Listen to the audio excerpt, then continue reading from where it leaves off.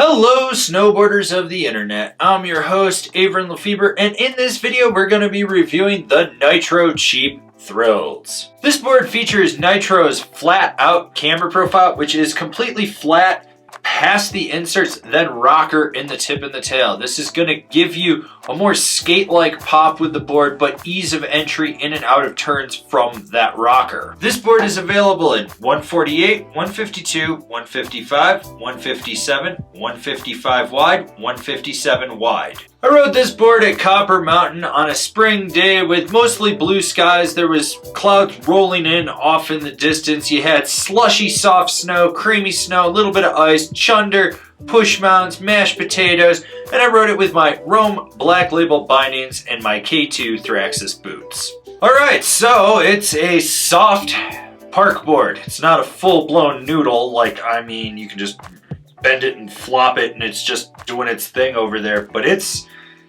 soft.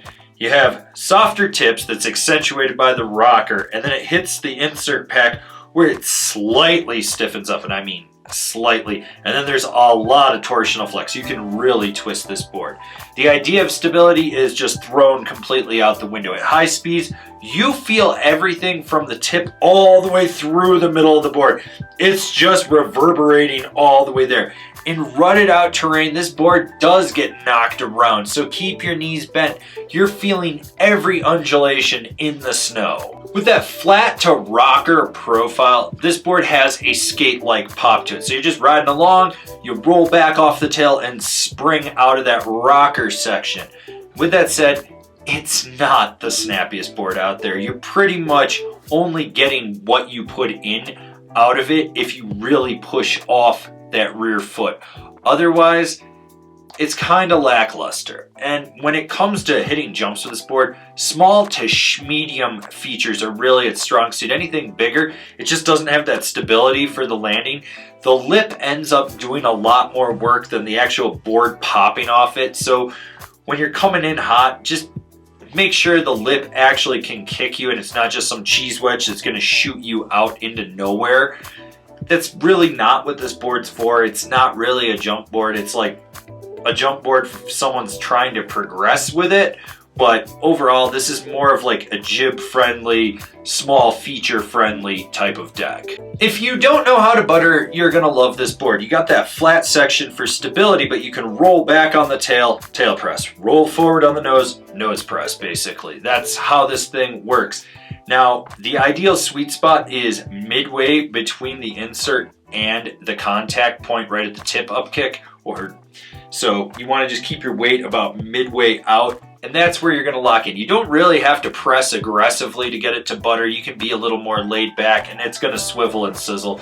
You don't have to push into it. If you do, you're going to end up overpowering it. It's going to flex out on you and you're going to wash out.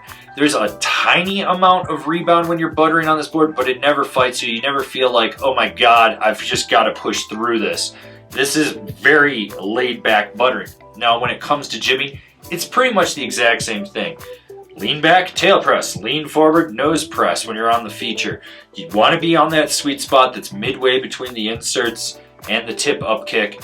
And you can overpower this board. It's easy to lock into a press and they look great, but if you put any muscle into this thing, you're gonna flex it right out. And when you get sideways on a feature, if you're aggressive, you're coming down hard, it's gonna clap out. If you're staying a little more light on your feet, it hugs aggressively. It gives it a nice bear hug around the feature. You feel that board contour right around the jib and it locks in. Now, are you going to get a lot of pop out of the end of the feature? No, what you put in is what you're going to get out of it. It doesn't really have a reactive feel to it to spring you out of the end of the feature. The edge-to-edge transmission is very nimble, and that's accentuated by the rocker in the tip and the tail because you've got that contact point slightly elevated. It's not digging in. Now, with that said, this board lacks any rigidity to rail a hard carve with it. you're basically doing setup turns or those mellow carves where you're swooping around something, but if you really push it from the center back, you're gonna fold the tail, it's gonna kick out on you. That's not what this board is meant for. It's meant for someone that only needs to turn when they're getting around someone or setting up to hit a feature. Who's this board for? Someone that rides a small resort or is a freestyle focused rider, someone that's a progressing freestyle rider. You know, they just want a board that's gonna be easy to learn things on. This board's soft and playful, and there's nothing wrong with that. It's for someone that's progressing in freestyle. It's not gonna be the most snappy, it's not gonna be the most assertive. It's just a very mellow, playful board, and there's nothing wrong with that. For what it is, it serves its purpose just fine.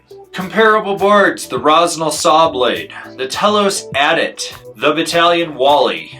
Binding recommendations: the Nitro Rambler, the Union Contact Pro, the Rome Vice. This has been my review of the Nitro Cheap Thrills. Do you agree? Do you disagree? Do you own one? Are you going to buy one? Leave me a comment down below. Let's have a conversation about this snowboard. If you're new here, remember to subscribe, click the bell, get those notifications. That way you're not missing any of the videos we got coming out for all you snowboarders of the internet.